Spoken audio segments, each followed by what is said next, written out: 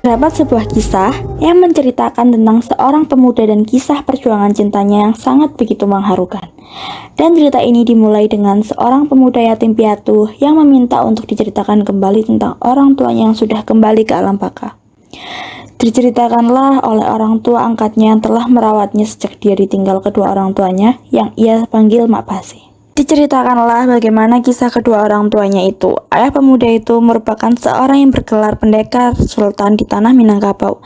Dia adalah anak tunggal, lalu ibunya meninggal, dan yang mengurus harta benda hanya tinggal berdua, dia dengan mamanya, Datuk Mantari Lapi. Mamanya itu hanya bisa menghabiskan harta benda saja. Pendekar sultan selalu melarang mamanya untuk menghabiskan hartanya.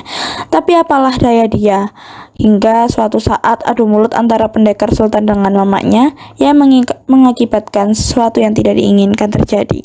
Dengan tidak sengaja pendekar sultan menancapkan pisau belati tepat di bagian kiri lambung Datuk Mantari Lapi. Karena itu, sang pendekar dibuang selama 15 tahun dan dipenjara. Setelah masa tahanannya selesai, dia hendak kembali ke Minangkabau, tanah asalnya.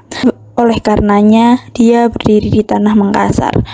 Dia dikenal sebagai orang yang berbudi pekerti, sopan, dan sangat bijaksana, yang mengakibatkan dia diambil menjadi menantu dan dinikahkan dengan Deng Habibah. Setelah 3-4 tahun dia menikah, dikaruniainya seorang anak laki-laki yang diberi nama Zainuddin. Dan ya, itulah pemuda yang meminta mamanya menceritakan mengenai kedua orang tuanya.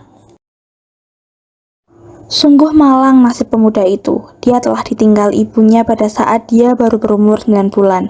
Dan tidak lama pula dia ditinggalkan ayahnya. Dia pun dianggap orang asing oleh tanah lahirnya sendiri.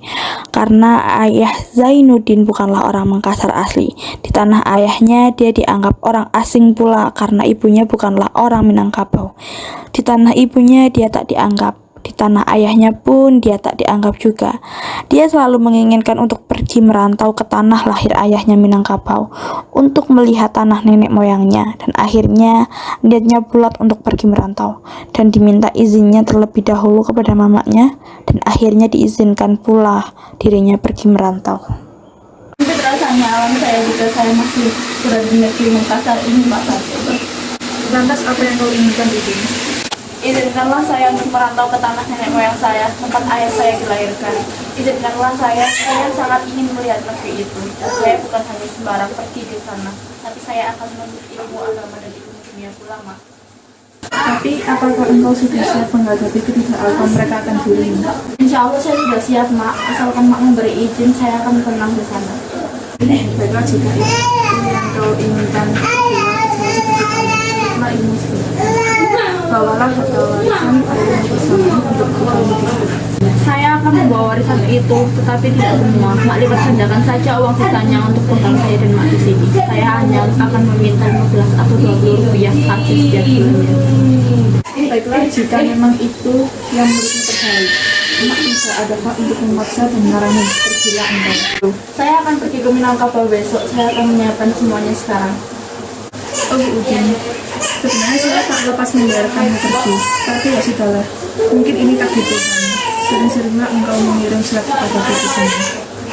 Keesokannya pukul 5 sore, kapal akan berlayar menuju Surabaya, Semarang, Jakarta, Bengkulu, dan Padang. Seketika akan berlayar. Mak Basa mengantar sampai ke kapal. Mereka bertangis-tangisan, karena prasangka Mak Basa bahwa Zainuddin tidak akan bertemu dengan dia lagi. Sudahlah, Mak, jangan menangis. Ikhlaskanlah kepergianku. Bagaimana Mak bisa tahan tangis kalau anak yang sudah Mak besarkan bertahun-tahun harus pergi ke tanah orang yang sangat jauh dari sini? Sudahlah, Mak, sudah. Kita pasti akan bertemu lagi nanti. Saya pergi dulu sekarang, Mak. Mak jaga diri di rumah. Udin, Mak. Lalu pergilah merantau Zainuddin itu ke tanah kelahiran ayahnya, tanah Minangkabau. Tak pernah terlintas di pikirannya bagaimana dia akan menghadapi kehidupan di sana, dan akan terjadi apa ketika di sana. Dia hanya memikirkan kesenangan yang akan ia dapat di negeri itu, padahal berjuta kesedihan menanti dirinya di sana. Dan sampailah Zainuddin itu di Padang Panjang dan meneruskan perjalanannya ke Dusun Patipo. Ketika sampai di Patipu, begitu senangnya dia rumah Mandah Jamila. Sebulan dia masih senang tinggal di sana, tetapi setelah berbulan-bulan barulah dirasakannya bahwa dia dianggap orang asing di dusun itu. Meskipun orang mengajaknya dia bergaul, ditegurnya, tetapi tetap saja dia dianggap orang asing. Sekali-sekali dia berniat untuk kembali pulang, tetapi selalu tak jadi. Mungkin itulah kehendak Tuhan. Hingga suatu waktu, hujan yang sangat lebat mengguyur daerah Patipu. Berteduhlah Zainuddin di suatu tempat, padahal dia membawa payung. Lalu datanglah kedua orang gadis yang hendak berteduh pula. Karena mereka tak membawa payung, ingin rasanya Zainuddin menawarkan pertolongan untuk gadis itu. Tapi dia masih ragu. Dia tahu betul kedua gadis itu sama dengannya warga dusun Patipu.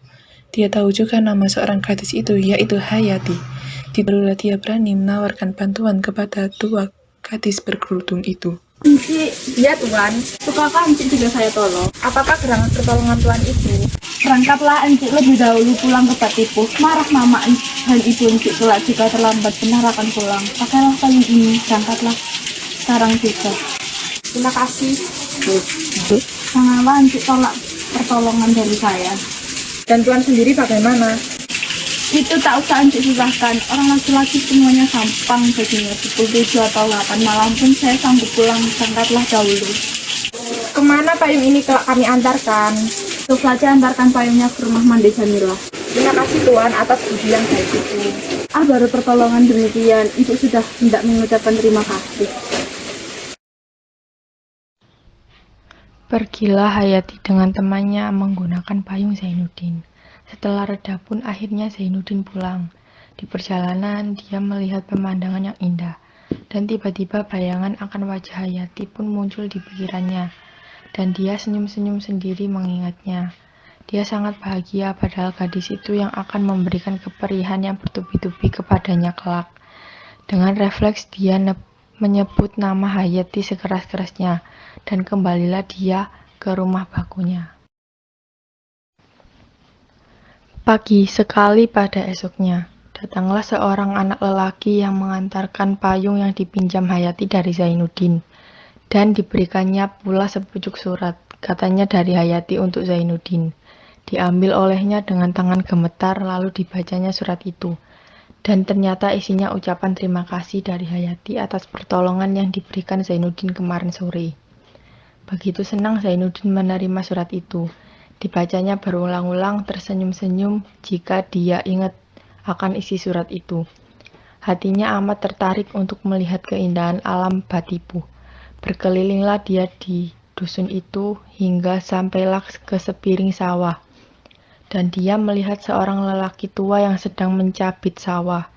Bercakap-cakaplah mereka di sawah itu hingga seorang gadis cantik berkerudung dengan seorang laki-laki datang menghampiri, membawa makanan untuk lelaki tua itu. Begitu kagetnya Zainuddin melihat perempuan itu adalah Hayati. Disenyuminya Hayati tanpa mengeluarkan sepatah kata apapun, lalu mereka pulang. Setelah pulang, masihlah di pikiran Zainuddin itu Hayati. Hayati dan Hayati.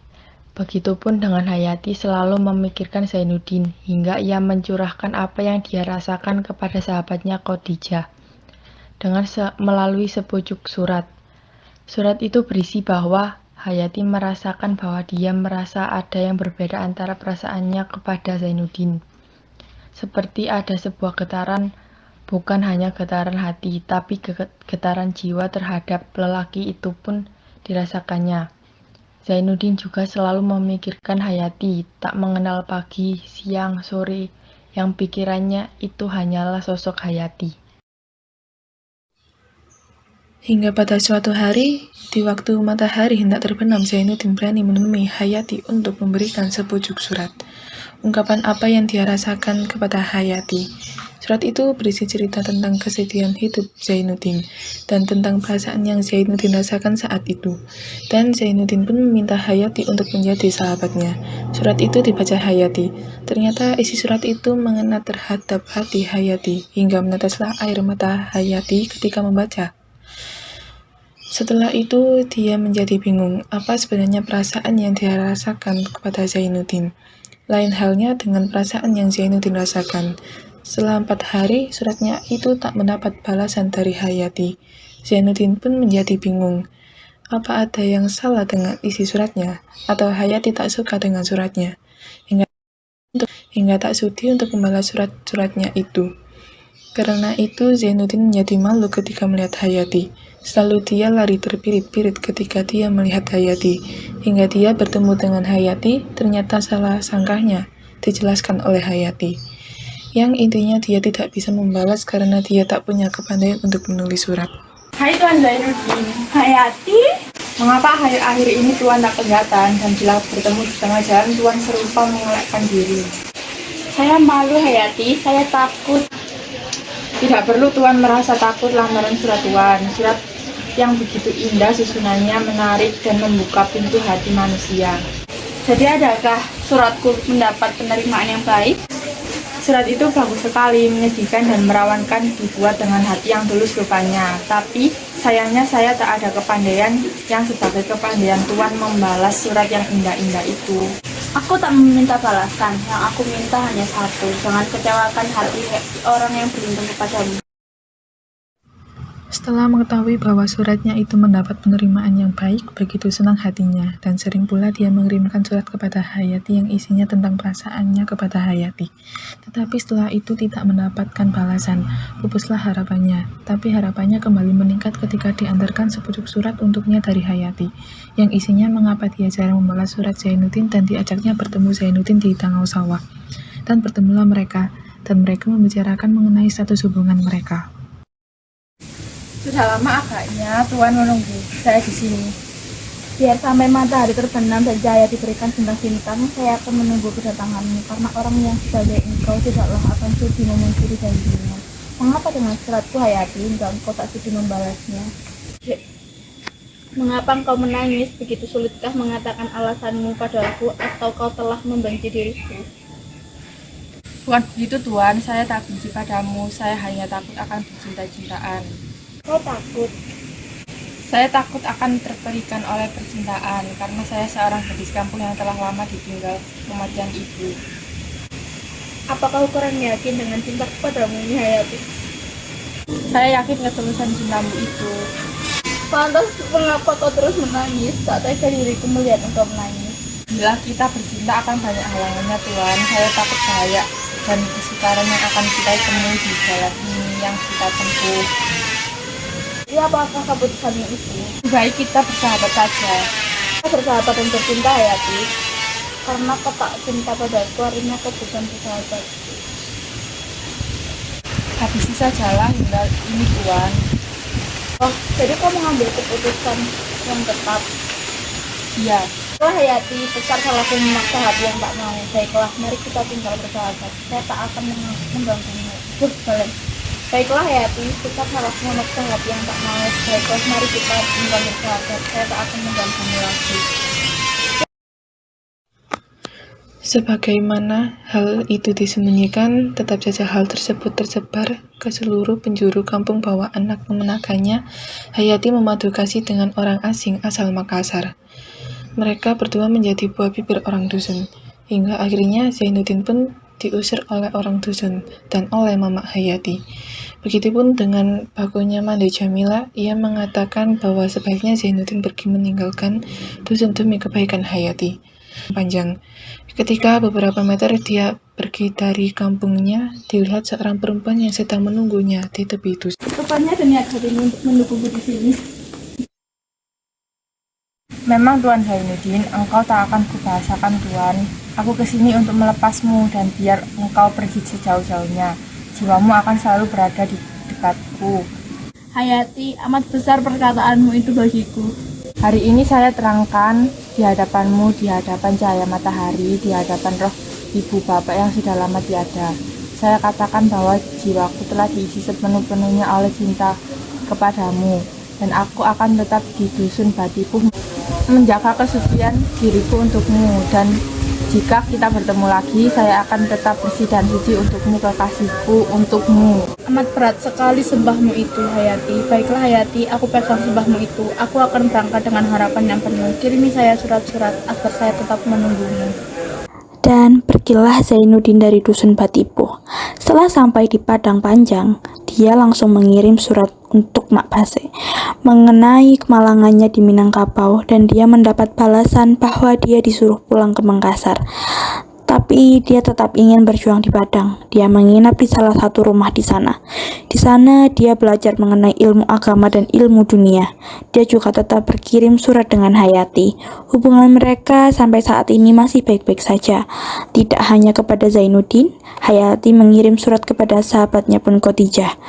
Hayati mengirim surat bahwa orang yang dicintainya telah diusir dari dusun dan sekarang tinggal dengan rumah sahabatnya itu di Padang Panjang. Dibalasnya surat Hayati oleh Khadijah yang diisinya bahwa akan ada pacuan kuda dan pasar malam di Padang Panjang, dan dia mengajak Hayati untuk menginap di Padang Panjang untuk 10 hari. Dan pergilah Hayati dengan ditemani oleh Mak Tengah Lima. Alangkah senang Hayati bahwa dia akan pergi ke Padang Panjang, bukan karena pacuan kuda atau pasar malamnya, akan tetapi karena akan bertemu dengan kekasihnya Zainuddin. Dikirimkannya surat untuk Zainuddin yang isinya bahwa Hayati akan menemuinya di Padang Panjang. Dan sampailah dia di Padang Panjang. Dia menginap di rumah sahabatnya Khadijah. Khadijah lah yang telah banyak mempengaruhi Hayati, termasuk mempengaruhi perasaannya kepada Zainuddin. Cara berpakaiannya pun berubah. Khadijah pula yang telah membuat Hayati menyimpan sedikit rasa cinta kepada kakak Khadijah, Aziz. Ketika di pacuan kuda, benarlah bahwa Hayati bertemu dengan Zainuddin. Zainuddin memang tak setampan Aziz, dia juga tak segagah Aziz. Ditertawainya Zainuddin oleh teman-teman Khadijah. Hayati sangat ingin mengatakan sesuatu kepada Zainuddin, tapi tangannya ditarik oleh Khadijah. Melihat cara berpakaian Hayati yang berubah, begitu kagetnya Zainuddin, dan dikirimnyalah Hayati sepucuk surat yang isinya bahwa Zainuddin tak menyukai gaya berpakaian Hayati yang menjadi terbuka. Tapi tak didapatnya balasan dari Hayati. Ternyata Hayati telah mendapatkan pengaruh dari Khadijah. Dan ternyata Aziz kakak Khadijah menyimpan perasaan kepada Hayati. Dan sepertinya Hayati juga sudah mulai bimbang antara Aziz dengan Zainuddin. Setelah 10 hari dia berada di Padang Panjang, pulanglah dia ke dusun Batipuh. Sepulang dari Padang, perasaannya kepada Zainuddin menjadi luntur. Bayangan wajahnya mulai samar-samar hilang, dan diganti akan bayangan Aziz. Ketika kegalauan menimpa Hayati, kesedihan pun menimpa Zainuddin. Mamaknya Mak Base telah meninggal dunia di Makassar, dan ditinggalnya sebuah warisan sejumlah uang yang sangat banyak, yaitu Rp3.000. Dengan uang segitu, dia pun memberanikan diri untuk meminang Hayati. Dan tidak disangka kalau dia meminang Hayati bersamaan dengan Aziz. Bedanya Aziz meminang langsung, sedangkan Zainuddin meminangnya melalui sepucuk surat. Sudah tentu Datuk lebih menerima pinangan Aziz, dan diadakanlah perundingan untuk membahas ini dan menyimpulkan bahwa yang diterima pinangannya yaitu pinangan dari Aziz, lelaki asli tanah Minangkabau Tulen. Berdebar-debar darah Zainuddin seketika datang sepucuk surat yang tertulis dari Datuk Batipuh. Begitu teririsnya hati Zainuddin ketika dibacanya melalui surat itu, isinya penolakan Datuk atas lamaran Zainuddin terhadap Hayati. Sedih sangat hatinya itu. Kesedihannya itu bertambah ketika dia menerima surat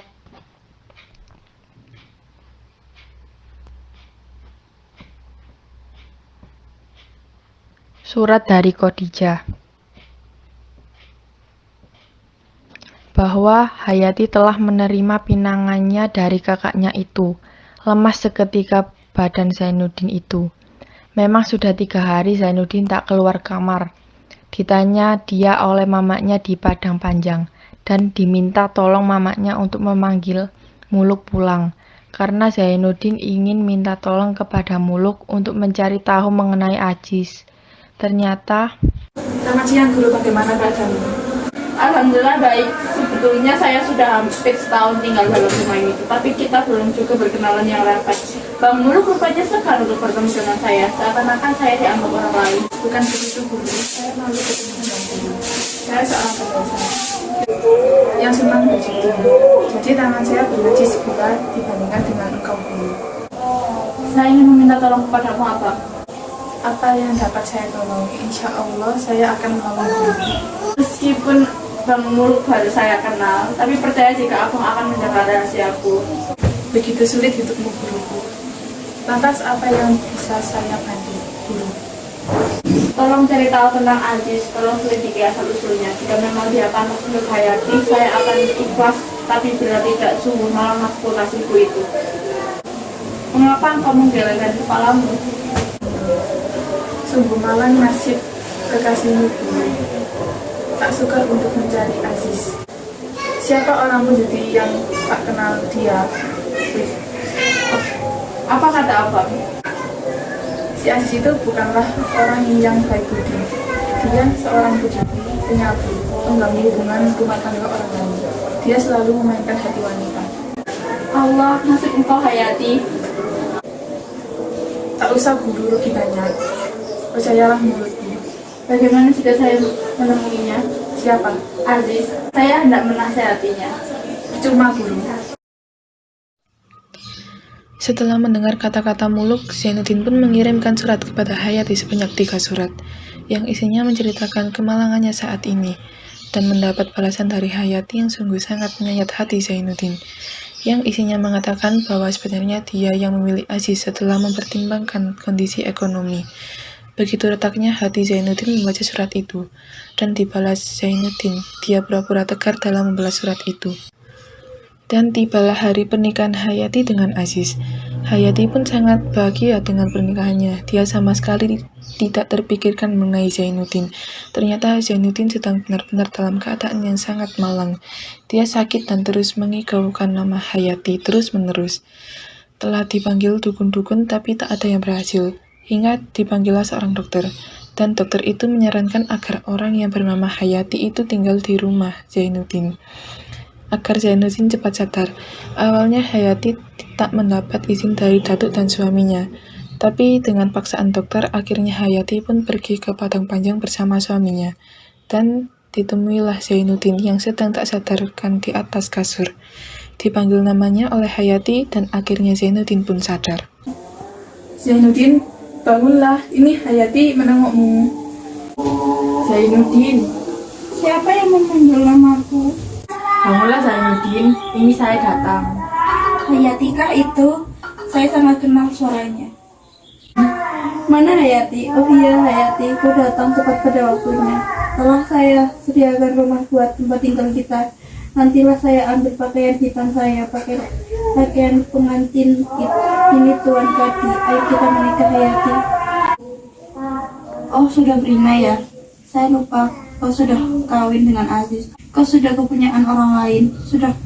Kau sudah hilang dari tangan saya. Keluarlah semua dari kamar ini. Saya tidak ada berhubungan dengan orang itu.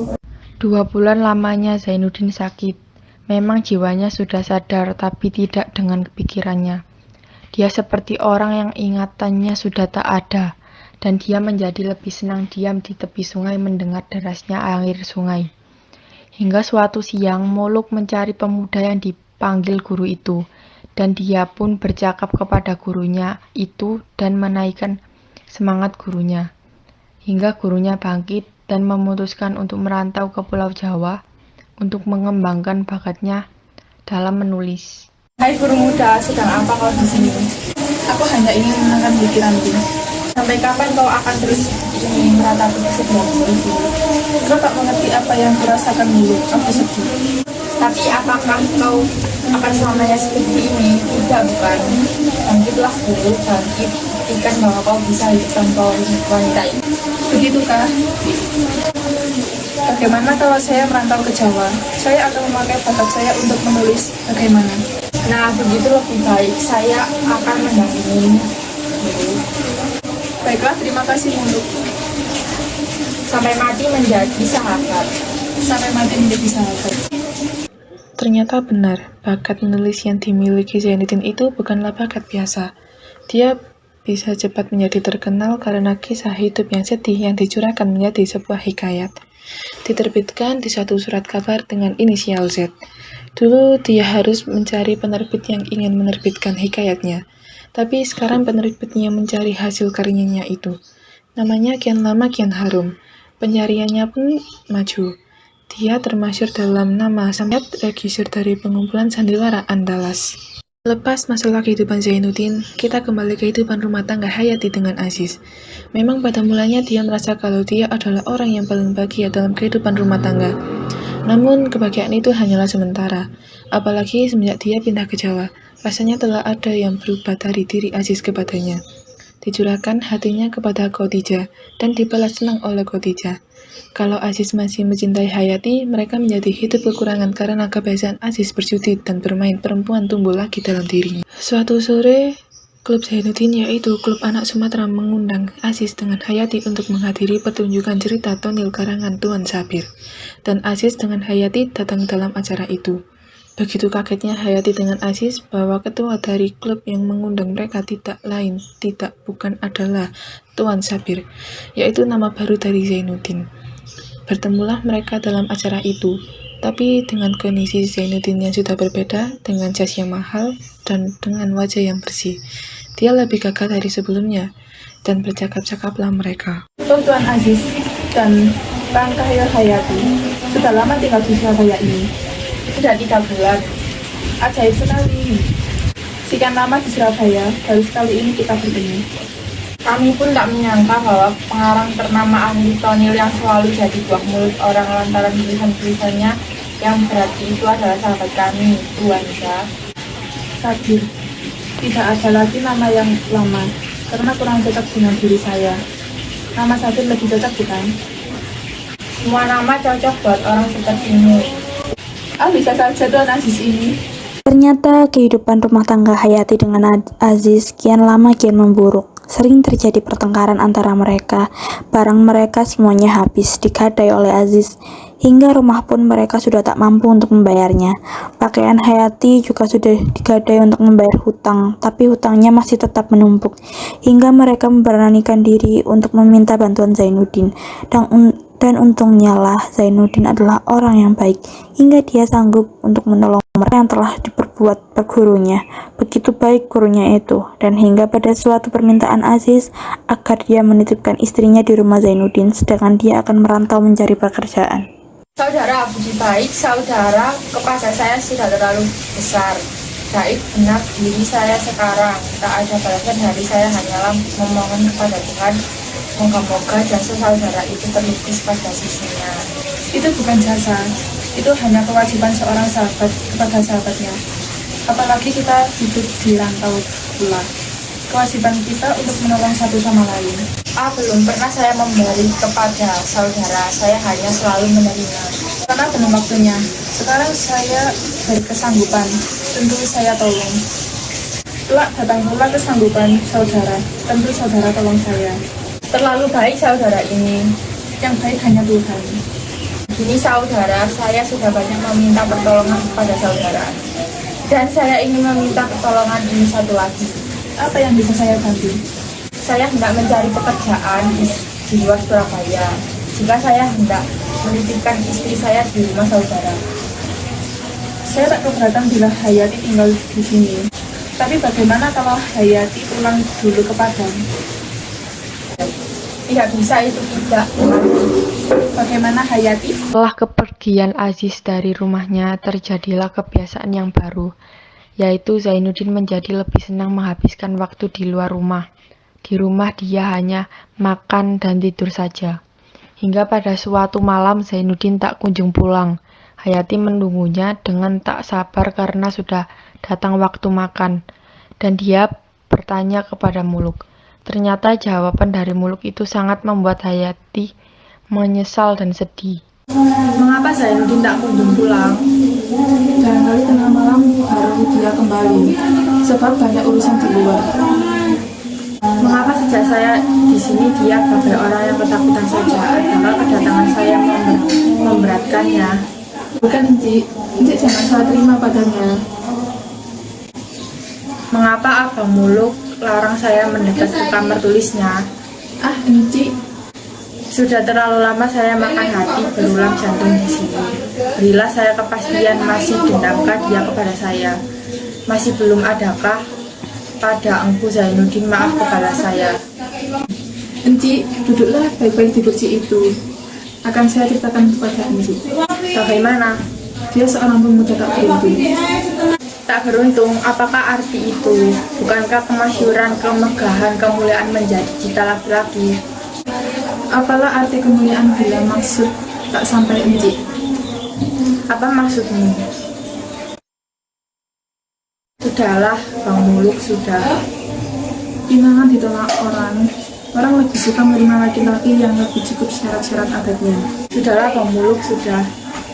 Tidak, Enci. Akan saya teruskan. Hampir gila dia dibuat oleh wanita itu. Oleh sebabnya, kami merantau ke sini, Enci. Cukup, Abang, cukup. Semua suka bagiku. Ayolah masuk ke ruangannya. Lihat mengapa dia melarangmu masuk ke ruangan itu. Di sana ada fotomu Hayati. Sampai sekarang dia masih mencintaimu. Oh, Bang Muluk, jahat. Betapa jahatnya aku sebagai wanita. Setelah melihat jika di kamar Zainuddin terdapat fotonya, larilah dia ke kamarnya dan tidur. Dia menangis sepanjang malam, dan tangisnya itu disambung dengan surat cerai yang sampai di tangannya. Begitu terpukulnya dia membaca surat itu, ternyata bukan kepada Hayati surat itu, juga sampai ke tangan Zainuddin yang isinya Aziz mengembalikan Hayati untuk Zainuddin. Untuk melepas kepenatannya, dibacanya lah surat kabar yang berita utama tentang meninggalnya perantau asal Sumatera di kamar hotel. Diduga pemuda itu bunuh diri dengan memakan obat tidur dengan dosis yang berlebihan. Semakin sedih Hayati. Zainuddin sedang termenung di kamar tulisnya, membolak-balikan surat yang diterimanya itu serta memandang surat kabar tersebut dengan hati yang haru. Tiba-tiba Hayati masuk ke kamar memberanikan diri. Mereka bercakap-cakap mengenai surat yang mereka terima, dan akhirnya dapat satu keputusan kalau Hayati harus kembali ke Minangkabau. Duduklah. Adakah surat dari suamiku? Ada. Saya pun menerima pula, inilah dia. Apa akal saya lagi Engku Zainuddin? Ya, apakah akal itu kita lagi? Saya akan berkata terus terang padamu. Saya akan panggilkan kembali namamu sebagai dahulu. Pernah saya panggilkan Zainuddin. Saya akan sudi menanggungkan segenap cobaan yang menimpa diriku itu. Asal engkau sudi memaafkan segenap kesalahanku. Maaf, kau meminta maaf Hayati. Setelah segenap tahun kehidupanku kau regas, segenap pucuk pengharapanku kau patahkan, kau meminta maaf. Mengapa engkau menjawab sekejam itu kepadaku, Zainuddin? Lekas sekali kau pupus daripada hati padamu kita. Kasihanilah seorang perempuan yang ditimpa celaka berganti-ganti ini. Ya, demikianlah perempuan. Dia hanya ingat kekejaman orang kepada dirinya, walaupun kecil, dan dia lupa kekejaman dirinya sendiri kepada orang lain, walaupun bagaimana besarnya. Lupakah kau siapa di antara kita yang kejam? Setelah kau diusir, kau berjanji padaku akan menungguku hingga aku kembali. Tapi kau menikah dengan dia, hampir saya mati karenamu. Siapa yang kejam? Siapa? Sudahlah, pulanglah kau ke tanah asalmu yang padat itu. Ongkosmu biar aku yang bayar, biaya hidupmu biar aku yang tanggung. Tidak, saya tidak akan pulang. Saya akan tinggal di sini denganmu. Biar saya kau hinakan, biar kau pandang rendah saya seperti babi yang hina. Saya tak perlu uangmu, saya hanya butuh berada di dekatmu. Tidak, Hayati kau harus pulang ke Padang. Biarkanlah saya dalam keadaan begini. Janganlah hendak dituntang hidup saya. Orang tak tentu asal. Negeri Minangkabau beradat. Besok ada kapal berlayar. Jika kau tumpang kapal itu, ini ambil untuk belanja buat pulang. Pagi-pagi hari Senin 19 Oktober 1936, kapal Van der Wijk yang menjalani izin KPM dari Makassar telah berlabuh di Pelabuhan Tanjung Perak. Dengan kapal itulah Hayati akan menumpang. Demikian keputusan yang diambil oleh Zainuddin.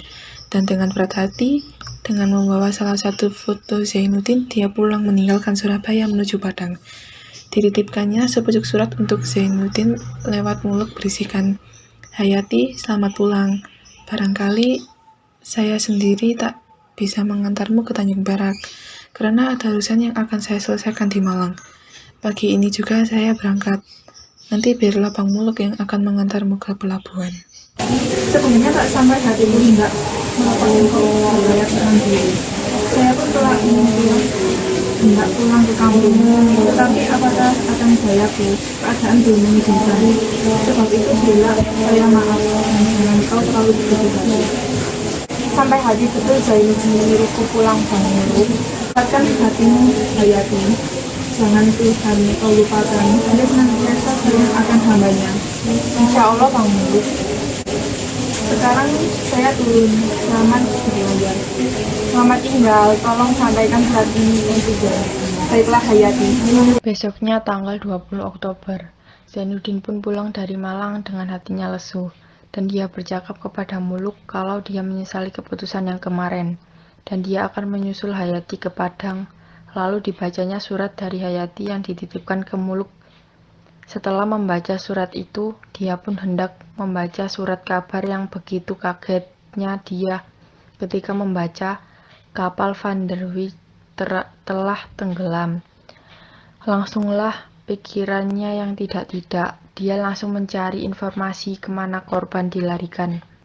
Akhirnya dia mendapat informasi kalau korban yang berhasil ditolong dibawa ke Lamongan, Jawa Timur. Langsung saja dia pergi ke sana dengan Muluk dan didapatinya Hayati yang penuh luka dengan tidak sadarkan diri.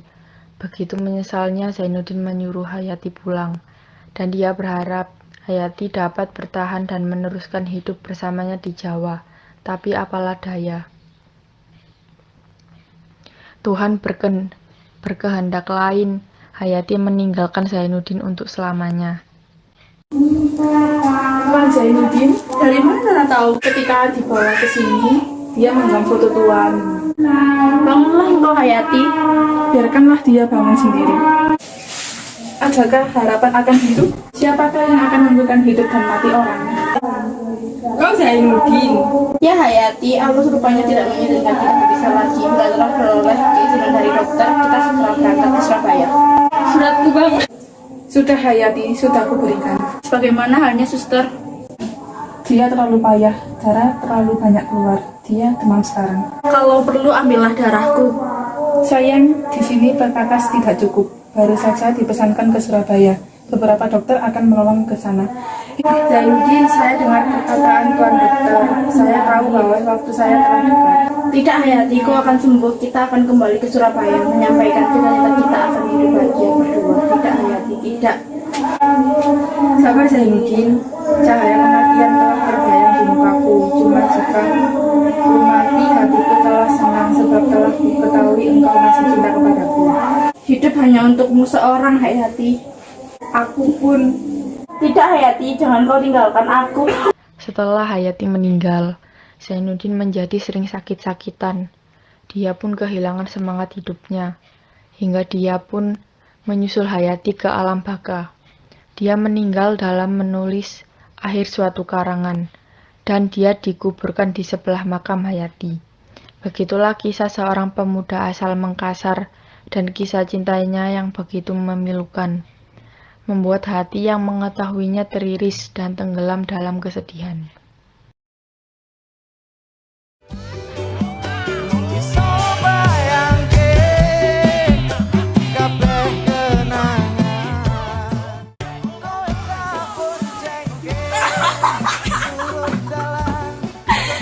Apa sih?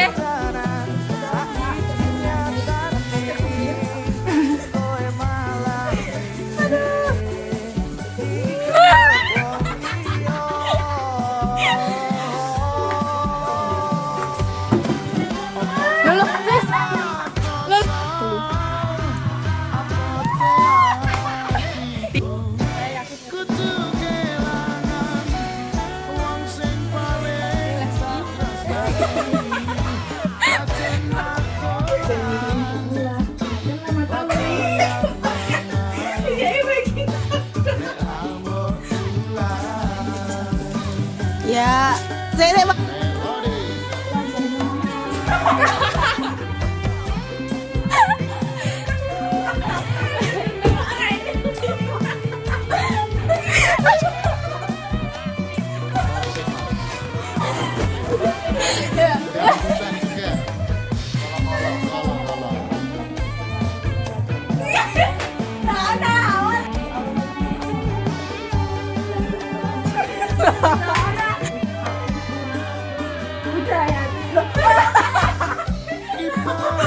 Emang saya tadi kan mau Dani gak sih? Ada yang